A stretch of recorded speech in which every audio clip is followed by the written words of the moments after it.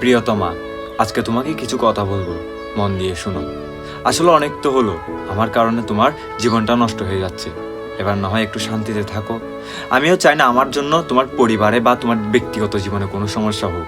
তুমিও চাচ্ছ না আমাদের সম্পর্কটা আর রাখতে। তার জন্য আমিও তোমাকে মুক্ত করে দিলাম। ভালো থেকো, আল্লাহ হাফেজ। ঠিক এভাবেই আমার বন্ধু তার গার্লফ্রেন্ডকে তার দেওয়া শেষ মেসেজটি লিখতেছিল। কেন জানেন?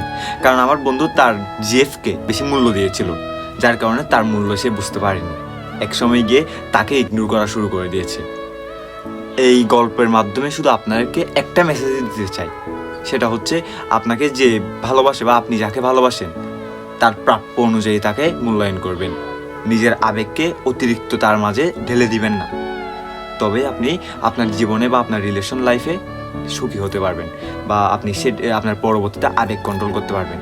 সবসময় খেয়াল রাখবেন নিজের আবেগ নিজের কন্ট্রোলে রাখার। অন্যের কন্ট্রোলে দিয়ে দিলে তখন কিন্তু আপনার জীবনের উপর রিস্ক হয়ে যায়। এটাই হচ্ছে কথা।